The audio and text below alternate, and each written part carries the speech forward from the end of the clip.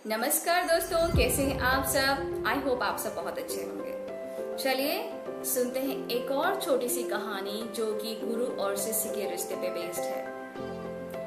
वृंदावन में एक गुरु थे, उनके कई शिष्य थे, जिसमें से एक मंदबुद्धि भी था।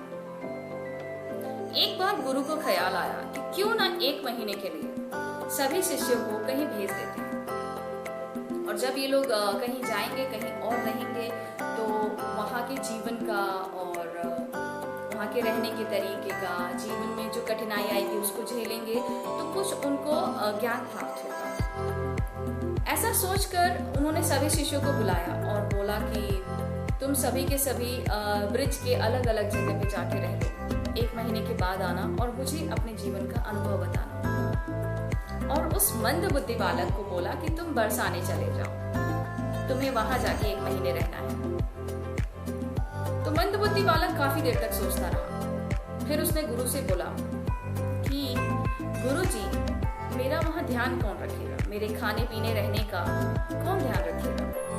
तो ये सुनते ही गुरु जी हंस पड़े और उन्होंने बोला, जा, तेरा ध्यान राधा रानी रख लेंगी। ऐसा सुनकर वो भी बरसाने को निकल जाता है। धीरे धीरे 1 महीना बीत जाता है और फिर धीरे धीरे सभी शिष्य वापस आ जाते हैं, सिवाय मंदबुद्धि के। अब गुरु को चिंता होने लगती है और वो इंतजार करते हैं कि हो सकता है कल आ जाएगा, पर वो ऐसे करते करते 2 महीने बीत जाते हैं। अब वो सोचते हैं कि लगता है कि जाके देखना पड़ेगा कि वो किस हालत में है, कि आखिर 2 महीने हो गए और वो लौट के नहीं आया। फिर वो एक दिन बरसाने पहुंचते हैं।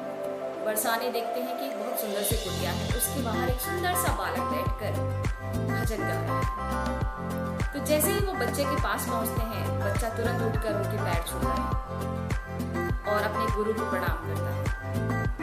गुरु कहते हैं कि तुम इतने बदल कैसे गए, तुम ठीक कैसे हो गए। तो वो बच्चा कहता है कि आपने कहा था ना कि तुम्हारा ध्यान राधा रानी रखेंगी, तो मेरा ध्यान वही रखती है। उन्होंने मुझे ठीक भी कर दिया है, खाने पीने रहने की व्यवस्था सब उन्होंने ही की है और मुझे भजन करना भी सिखा दिया है।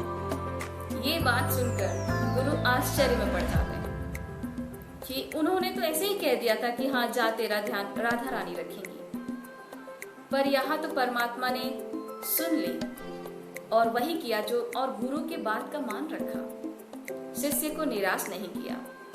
तो सच ही कहते हैं दोस्तों कि गुरु की कही हुई बात परमात्मा भी नहीं टाल सकते। इसलिए अगर आपकी लाइफ में आपको लगता है कि आपके पास एक सच्चा गुरु है, जो कि आपको, वो गुरु किसी भी भेष में हो सकता है, आपका दोस्त हो सकता है, आपके पेरेंट्स हो सकते हैं, आपके ब्रदर सिस्टर हो सकते हैं, बस हाँ फीलिंग से आपको पता चल जाएगा कि हाँ ये आपके लिए सच्चे हैं या नहीं है। ये तो डेफिनेटली आपने एक्सपीरियंस किया होगा।